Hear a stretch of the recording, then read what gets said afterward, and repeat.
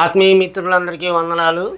మరొకసారి దేవుని వాక్యం చెప్పుకోవడానికి దేవుడు మనకిచ్చిన ఈ అవకాశాన్ని బట్టి ఈరోజు మరొకసారి యెషయా గ్రంథం 7వ అధ్యాయం 12వ వచనాన్ని మనం ఆలోచన చేయబోతా ఉన్నాం. ఈ వాక్యం నేర్చుకుంటున్నటువంటి మిత్రులందరికీ వందనాలు తెలియజేస్తున్నాను. మీరు నేర్చుకోవడమే మాత్రమే కాకుండా ఇంకా మీ స్నేహితులకి, మీ బంధుమిత్రులకి నేర్పించండి, షేర్ చేయండి, లైక్ చేయండి, సబ్స్క్రైబ్ చేయండి. ఏం చేతంటే దేవుడి వాక్యం కొంచెం ఎక్కువ మందికి చేరాలంటే మీరు దేవుడి పనిలో సహకారులుగా ఉండి ఈ లైక్ చేయడం అనేటువంటిది, సబ్స్క్రైబ్ చేయడం అనేటువంటిది అవసరం. షేర్ చేస్తే దేవుడి పనిలో మీరు సహకారులై ఉంటారు. కనుక ప్రియులారా, దేవుడి పనిలో మీ సహకారంగా మీరు కూడా ఉండాలని చెప్పి మనం చేస్తున్నాను. మరి యొక్క యెషయా గ్రంథం 7వ అధ్యాయము మనం ధ్యానించిపోతూ ఉన్నాం. 12వ వచనాన్ని చదువుకుని ముందుకు సాగిపోతాం. మీరందరూ ఎలా ఉన్నారు? ప్రతిరోజు మీ కొరకు ప్రార్థన చేస్తున్నాం. మరి మీరు కూడా మన యొక్క దేవుడి పనిలో, మన తండ్రి అయిన దేవుడి పనిలో సహకారంగా నిలవాలని చెప్పి మీకు ప్రభు పేట మనవి చేస్తున్నాను. మరి అలాగే విజయవాడ కొరకు ప్రత్యేకంగా ప్రార్థన చేస్తున్నాం. ప్రే ఫర్ విజయవాడ అని చెప్పి మెసేజ్ కూడా పెట్టి అందరికీ మేలు కలుపుతూ ఉన్నాం. హెల్ప్ ఫర్ విజయవాడలో ఉన్నటువంటి వారి కొరకు మరి సహాయం చేయగలిగిన వాళ్ళు అందరూ కూడా సహాయం చేసి మీ వలనైనంత మట్టికి ఏదో రూపంగా వారిని ఆదుకోవడం చాలా మంచిది అని చెప్పేసి మనం చేస్తున్నాను. కనుక ఈ యొక్క సమయంలో యెషయా గ్రంథం 12వ వచనాన్ని 7వ అధ్యాయం 12వ వచనాన్ని చదువుకుందాం. ఆహాజును నేను అడగను, యెహోవాను శోధింపనని చెప్పగా, అంటే ఏదన్నా ఒక సూచన అడుగు, అది ఎంత పెద్దదైనా పర్వాలేదు అని దేవుడు ప్రవక్త అయిన యెషయా ద్వారా అవకాశం ఇచ్చినా కూడా మరి ఈ యొక్క ఆహాజు నేను అడగను, యెహోవాను శోధింపనని చెప్పేసి అంటూ ఉన్నాడు. అంటే అడగమని దేవుడు చెప్పినా కూడా నేను అడగనన్నట్టుగా అతను అనడం అనేటువంటిది నిజానికి దేవుడి పట్ల ఆయనకి సరైన నమ్మకం లేదు అన్నట్టుగా మనకు అనిపిస్తుంది. సరైన నమ్మకం లేనటువంటి వ్యక్తిగా మనకి అనిపిస్తూ ఉన్నాడు. ద్వితోపదేశకాండం 6వ అధ్యాయము ప్రియులారా, మరి 16వ వచనంలో ఎలాగుంది? మీరు మస్సాలో మీ దేవుడైన యెహోవాను శోధించినట్లు ఆయనను శోధింపకూడదు. మస్సాలో ఇశ్రాయేలీయులు దేవుడిని శోధించినట్లు మరి దేవుడిని శోధించకూడదని చెప్పేసి ఈ దేవుడి వాక్యం తెలియజేస్తూ ఉంది. అంటే ఇశ్రాయేలీయులు, ఆనాడు ఇశ్రాయేలీయులు కానీ అబ్రహాం మొదలుకొని ఇశ్రాయేల్ వరకు యాకోబు, ఇస్సాకులు కానీ ఈరోజు ఉన్నటువంటి ప్రస్తుత దినాల్లో క్రైస్తవులు కానీ ఎవరూ ఏ విధంగా దేవుడిని శోధింపకూడదు. అది నిజమే. కానీ ఆహాజుకు ప్రవక్త అయిన యెషయా ద్వారా దేవుడే అతని నమ్మకానికి రుజువుగా ఏదన్నా చేయడానికి మనం రెడీగా ఉన్నాం. కాబట్టి అతన్ని ఏదన్నా అడగమని చెప్పినా కూడా అతన్ని అడగను, నేను దేవుడి శోధింపనని చెప్పేసి అతను అంటూ ఉన్నాడు అని. అలాగే మరి రాజుల 2వ గ్రంథం 16వ అధ్యాయము 15వ వచనంలో ఇలాగ రాయబడింది. అప్పుడు రాజైన ఆహాజు యాజకుడైన ఊరియాకు ఆజ్ఞాపించినది ఏమనగా, ఈ పెద్ద బలిపీఠం మీద ఉదయము అర్పించు దహన బలులను, సాయంత్రమున అర్పించు నైవేద్యములను, రాజు చేయు దహన బలి నైవేద్యములను, దేశపు జనులందరూ అర్పించు దహన బలి నైవేద్యములను, ప్రాణార్పణములను దహించి ఏ దహన బలి జరిగినను, ఏ బలి జరిగినను వాటి పశువుల రక్తమును దాని మీదనే ప్రోక్షింపవలను. అయితే ఈ ఇత్తడి బలిపీఠము దేవుని యొద్ద నేను విచారణ చేయుటకు ఉంచవలని చెప్పేసి అన్నాడు.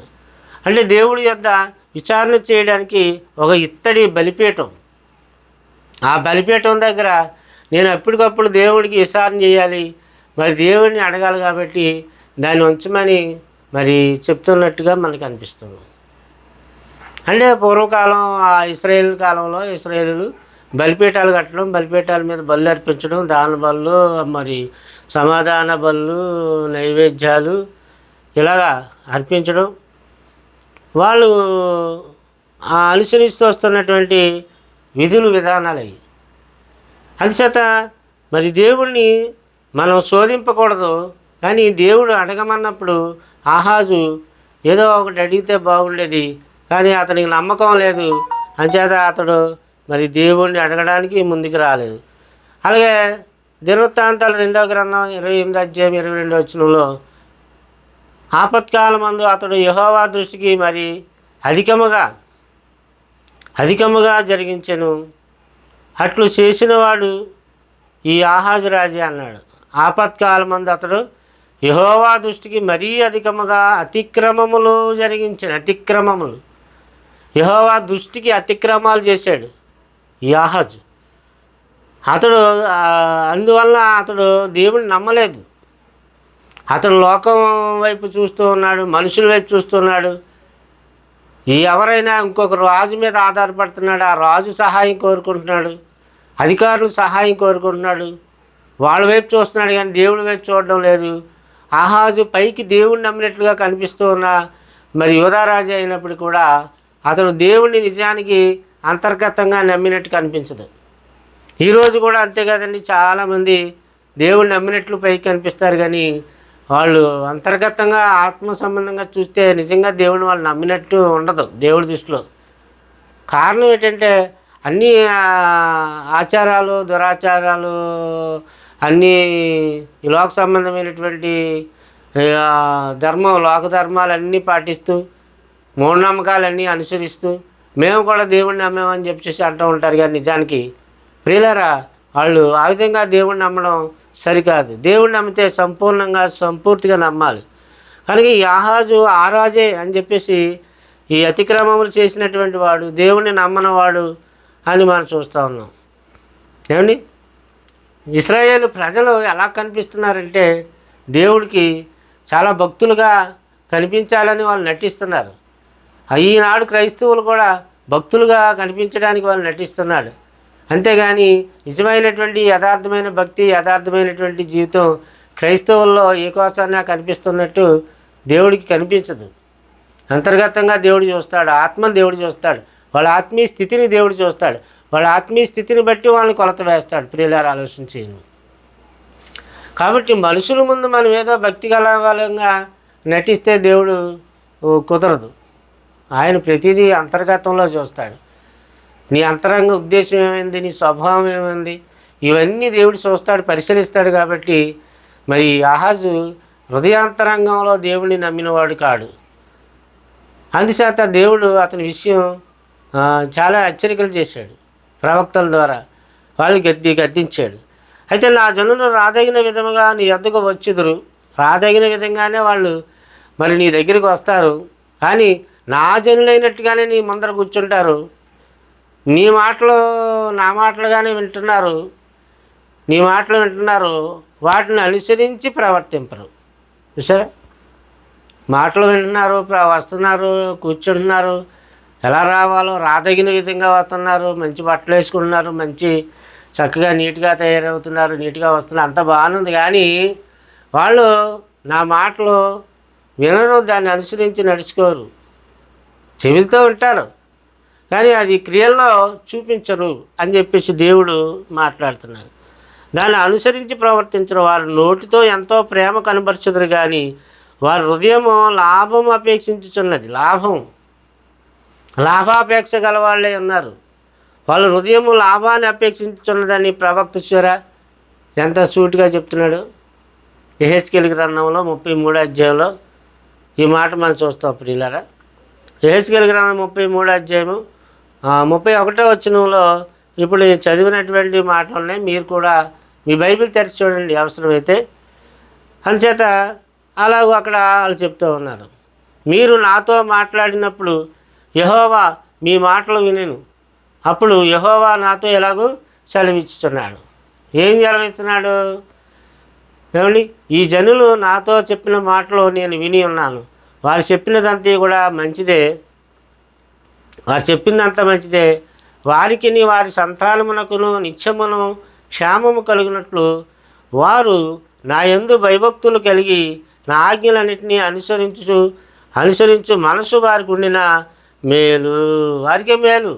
వాక్యాన్ని అనుసరించాలనేటువంటి మనసు ఉంటే, ఆయన మాటలు విని మనసులో పెట్టి దాని ప్రకారం నడుచుకోవాలన్న మనసు మనకుంటే అది మీకే మేలు అంటున్నాడు. ఆయన ఆజ్ఞలు అనుసరిస్తే మీకే మేలు అంటున్నాడు. హితోపదేశ కాండం 5వ అధ్యాయము 28, 29 వచనాల్లో ప్రియులారా ఈ మాటలు మనం చూస్తూ ఉన్నాం. ఇర్మియా గ్రంథంలో 23వ అధ్యాయం ఇలాగ రాయబడింది. ఇర్మియా గ్రంథం 23వ అధ్యాయం 33 నుంచి చూసినట్లయితే, మరియు ఈ జనులలో ఒకడు ప్రవక్తే కానీ యాజకుడే కానీ యెహోవా భారమేమి అని నేను అడిగినప్పుడు నీవు వారితో ఇట్లను, మీరే ఆయనకు భారం. ఎవరు? మీరే భారం. యెహోవాకు భారం ఏంటి? యెహోవాకు బాధ ఎలా కలుగుతుంది? ఆయన ఎవరి భారం భరిస్తున్నాడు? మన అందరి భారం భరిస్తున్నాం.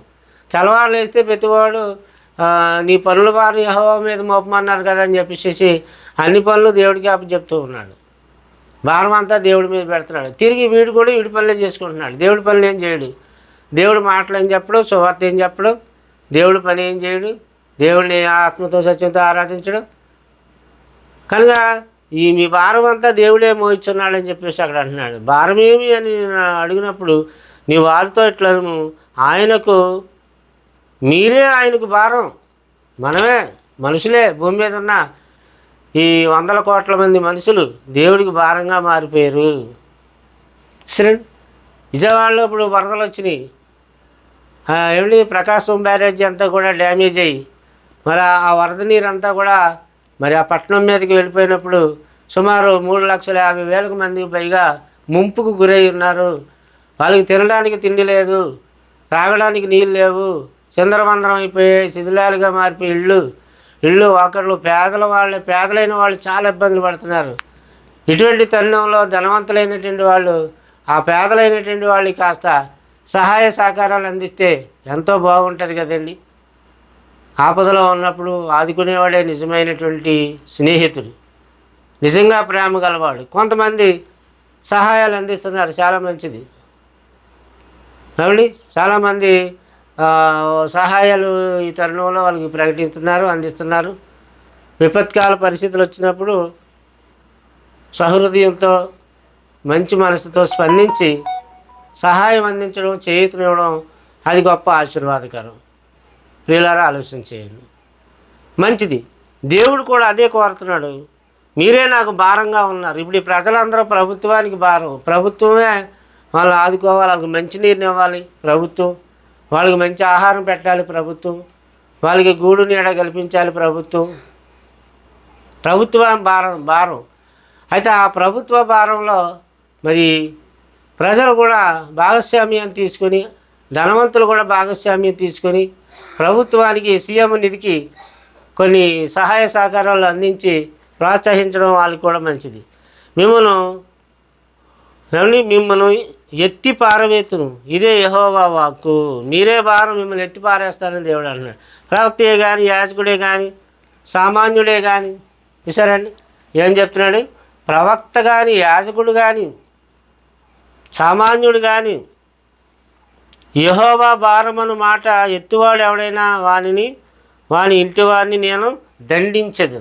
వాడిని కానీ వాడి ఇంటి వారి, దేవుడు ఎలా భారం అవుతాడు? మనమే దేవుడికి భారం అయ్యాం. ఈ సృష్టి దేవుడు నడిపిస్తున్నాడు.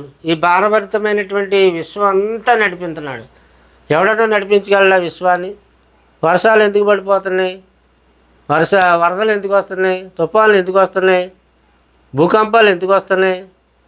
సునామీలు ఎందుకు వస్తున్నాయి? ఇవన్నీ ఎందుకు వస్తున్నాయి అంటే మనిషి చేసిన పాపం, అక్రమం అధికం అయిపోయి అలజడి రేగిపోతుంది, గందరగోళాలు, ప్రపంచం మీదకి విపత్తులు, వితర్కర పరిస్థితులు వచ్చేస్తున్నాయి.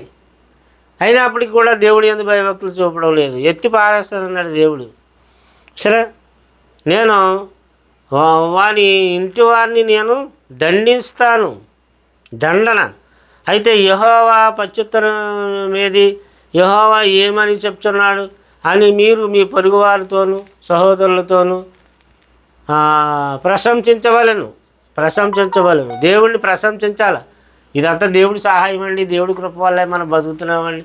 ఆయన దేవుడిని స్తుతిస్తూ, దేవుడిని ప్రశంసిస్తూ, దేవుడి యొక్క మాటలు ప్రపంచానికి తెలియపరుస్తూ, ఇప్పుడు మాలాగా ప్రపంచం కొరకు ప్రార్థన చేస్తాం, అధికారుల కొరకు ప్రార్థన చేస్తాను, వరద బాధితుల కొరకు ప్రార్థన చేస్తున్నాం, ముఖ్యమంత్రి గారి కొరకు ప్రార్థన చేస్తాం, మంత్రుల కొరకు, అధికారుల కొరకు, అందరూ క్రైస్తవులు అంటే అందరి కొరకు ప్రార్థన చేస్తారు. అలాంటి వాళ్ళు ఉండాలా, దేవుణ్ణి ప్రశంసించాలా, దేవుణ్ణి ఆరాధించాలా. అప్పుడు దేశం బాగుంటుంది, ప్రజలు బాగుంటారు, పరిస్థితులు బాగుంటాయి. కనుక మనం దేవుడికి లోబడాలని దేవుడి వాక్యం తెలియజేస్తూ ఉంది. అని యెహోవా భారం అనే మాట మీరు ఇక మీదట జ్ఞాపకం చేసుకొనవద్దు. ఏమన్నాడు చూడండి, జీవము గల మన దేవుని మాటలను, సైన్యములకు అధిపత్యకు దేవుడు నాకు యెహోవా మాటలను మీరు అపార్థం చేసేది కాగా, ఎవని మాట వానికే భారమగును, నీ మాట నీకే భారమగును, నా మాట నాకే భారమగును, మన మాటలు మనకే భారం. దేవుడికి ఇస్తామంటారు, ఇవ్వలేరు, మాట తప్పుతారు. నీ మాట నీకే భారం అవుతుంది. దేవుడి పని చేస్తామంటారు, చేయరు, మాట భారం అయిపోతుంది. ఆ భారం నేను ఉరిలోనికి నడిపిస్తుంది, నేను అష్టంలోనికి నాశనంలో నడిపిస్తుంది. దేవుడికి ఒకసారి మాట ఇచ్చామంటే మాట తప్పకూడదు, మాట మీద నిలబడాలి. అంచేత దేవుడికి మాట ఇచ్చి నీతిమంతుడైతే ఎవడో కూడా మాట తప్పడు, నష్టం కలిగినా కూడా మాట తప్పడు. ఏమండి, వరద బాధితులకు 1 కోటి రూపాయలు ఇస్తామని చెప్పేసి ప్రామిస్ చేసి వాళ్ళకి ఇవ్వలేదనుకోండి, అది మాట తప్పడం అవుతుంది. అది దేవుడు దృష్టిలోకి వెళ్ళిపోద్ది.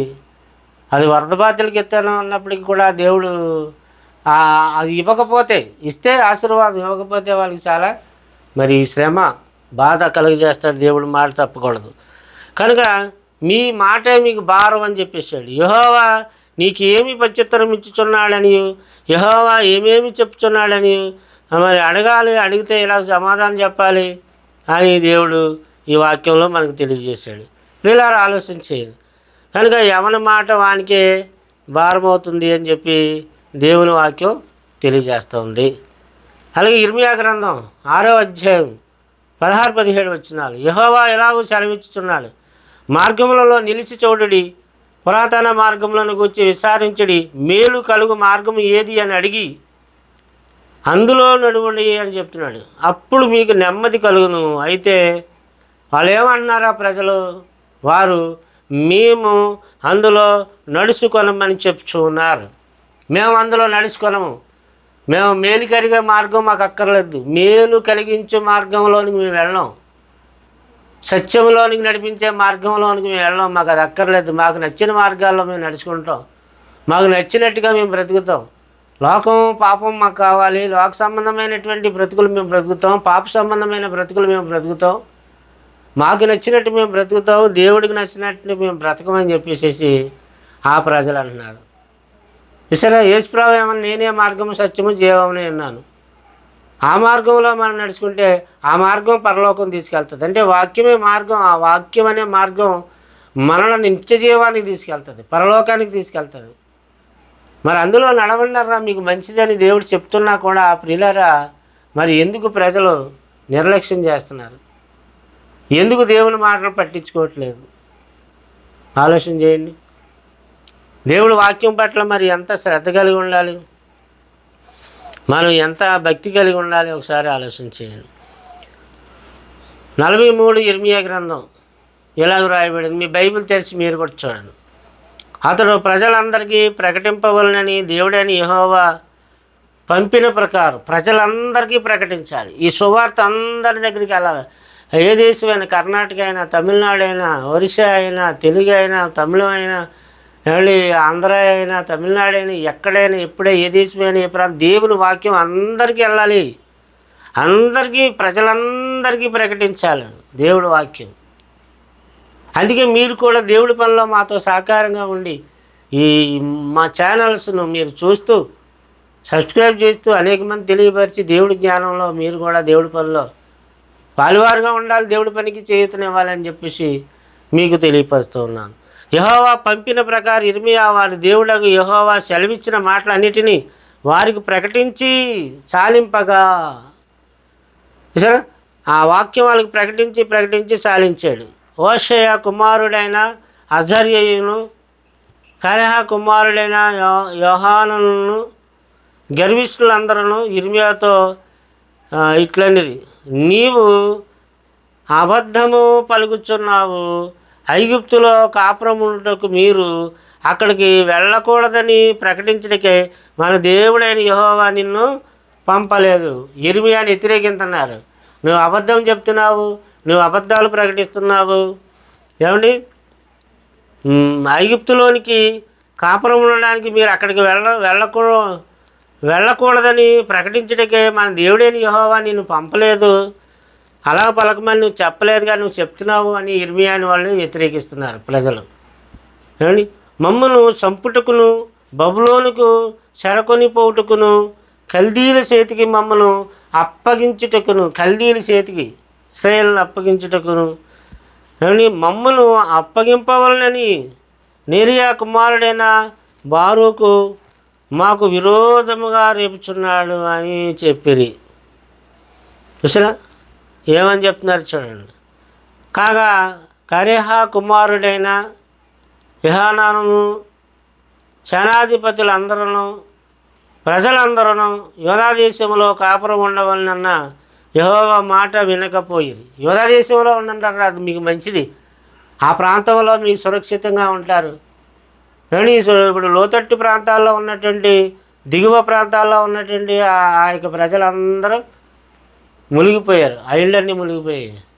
అదే ఎత్తైన పర్వతాలు చక్కని మంచి ఎత్తులో మెరక ప్రాంతాలు ఉన్నవాళ్ళు ముంపుకి గురవలేదు. అలాగే దేవుడు యూదా దేశంలో కాపురం ఉండండి, అక్కడ మీకు మంచిదంటే వాళ్ళు అక్కడ ఉండలేదు, దేవుడి మాట వాళ్ళు వినలేదు.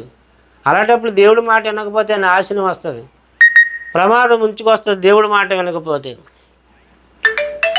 అంచేత ప్రియులారా ఆలోచన చేయండి, దేవుడు ఏం చెప్తున్నాడో ఎందుకు చెప్తున్నాడో ప్రతిదీ కూడా మనం ఆలోచన చేయాలి, అర్థం చేసుకోవాలి. మరియు కరేహ కుమారుడైన యెహోనాను సేనాధిపతులందరూ యెహోవా మాట వినని వారై యూదా దేశంలో నివసించుటకు తాము తరిమివేయబడిన ఆయా దేశముల నుండి తిరిగి వచ్చిన యూదులు శేషమును అనగా రాజు దేహ సంరక్షకులకు అధిపత్యకు నెబుజాదారును షాపాను కుమారుడైన అహికాము కుమారుడగు గెదెలియాకు అప్పగించిన పురుషులను స్త్రీలను పిల్లలను రాజకుమార్తెలను ప్రవక్తయగు ఇర్మియాను నేరియా కుమారుడగు బారూకును తోడుకొని పోయి అంటున్నాడు చూడండి.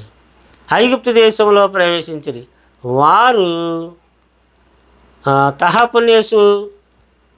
తహపనేసుకు రాగా, అంటే అదొక సిటీ అండి, ఈ తహపనేసు అనేటువంటి ఒక సిటీ, అక్కడికి వచ్చారు. యూదా దేశంలో నివసించండి అని చెప్తే ఐగుప్తు దేశానికి వెళ్ళిపోతున్నారు.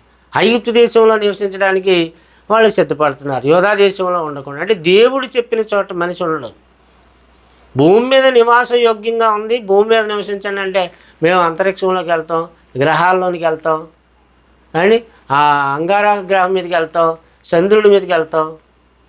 పిచ్చి అండి మనిషికి. పిచ్చి శాస్త్రవేత్తలు ఏదో చెప్తున్నారు, పిచ్చి సైంటిస్టులు ఏదో చెప్తున్నారు, మనుషులు అయ్యే అనుసరిస్తున్నారు. దేవుడు ఏం చెప్పాడు, యూదులకి ఆ యూదా దేశంలో కాపురం ఉండండి, అది మీకు చాలా మంచిదని చెప్తే అబ్బే మేము యూదా దేశంలో కాపురం ఉండం, మేము ఐగుప్తు దేశానికి పోతాం, ఐగుప్తు దేశంలో ప్రవేశించి ఈ తహపనేసు అనేటువంటి ఆ పట్టణానికి పోయి అక్కడ నివాసం ఉంటామని చెప్పి దేవుడి మాటను వాళ్ళు వ్యతిరేకించి, మరి దేవుడి మాటకి భిన్నంగా తిరుగుబాటు చేసిన ఇశ్రాయేలుని ఏం చేయాలి చెప్పండి. ఆహాజు కూడా అలాగే దేవుడి మాట వినకుండా దేవుడి మాటకి తిరుగుబాటు చేసి భిన్నంగా మాట్లాడుతున్నాడు. అసలు ప్రజలందరికీ ప్రకటించవాలని దేవుడని యెహోవా పంపినటువంటి ప్రకారంగా ఇర్మియా వారి దేవుడకు యెహోవా సెలవిచ్చిన మాటలన్నింటినీ వారికి ప్రకటించాడు. ఇర్మియా దేవుడు చెప్పినట్టు చేశాడు, కానీ ఇశ్రాయేలీయులు యూదులు దేవుడు చెప్పినట్టు చేయలేదు. దేవుడికి వ్యతిరేకంగా భిన్నంగా వాళ్ళు మాట్లాడారు, భిన్నమైనటువంటి క్రియలు వాళ్ళు జరిగించుకొచ్చారు. అదే కదా దేవుడు బాధపడుతున్నాడు. ప్రియమైన దేవుని పిల్లలు ఆలోచించి, అందుకే ఇర్మియా 44:16లో మహా సమాజముగా కూడిన వారును ఐగుప్తు దేశమందలి పత్రోసులో కాపురముండి జనులందరూ ఇర్మియాకు ఈలాగు ప్రత్యుత్తరం ఇచ్చిరి. యెహోవా నామమును బట్టి నీవు మాకు ప్రకటించు ఈ మాటను మేము అంగీకరింపము. చూసారా, నువ్వు చెప్పే వాక్యం మేము అంగీకరింపవు, నువ్వు ప్రకటించే ఈ వార్తను మేము అంగీకరించవు, నీవెవడో మాకు చెప్పనాకన్నట్టుగా వాళ్ళు ధోరణి ఎలాగుందో, వాళ్ళ పద్ధతి ఎలాగుందో ఒకసారి ఆలోచించేయండి. దేవుడు మాట వినని దేశమైనా, ఏ పట్టణమైనా, సిటీ అయినా, గ్రామమైనా, అది ఒక దేశమైనా, ప్రభుత్వమైనా, ఏదైనా సరే విచ్ఛిన్నమైపోయే పరిస్థితి ఉంది. ఎందుకంటే దేవుడండి సర్వలోకాన్ని సృష్టించింది మనిషి కాదు కదా, శాస్త్రవేత్త కాదు కదా, సైంటిస్టులు కాదు కదా, దేవుడు సృష్టించాడు. కాబట్టి ఆ దేవుడి మాటలు మనం వింటే ఇవన్నీ బాగుపడతాయి, ఇవన్నీ బాగుంటాయని దేవుడి వాక్యం తెలియజేస్తాము. అంచేత యెహెజ్కేలు గ్రంథం 14, అంతటా ఇశ్రాయేలు పెద్దలలో కొందరు నా యొద్దకు వచ్చి నా ఎదుట కూర్చుండగా చాలా విషయాలు వాళ్ళకి చెప్పాడు. 14 అధ్యాయం అంతా కూడా. ఏ దేశం అయితే విశ్వాసఘాతకమై దేవుడి మాట విందో ఆ దేశం నాశనం అయిపోద్ది. ఆ దేశం మీదకి నేను కరువు రప్పిస్తాను.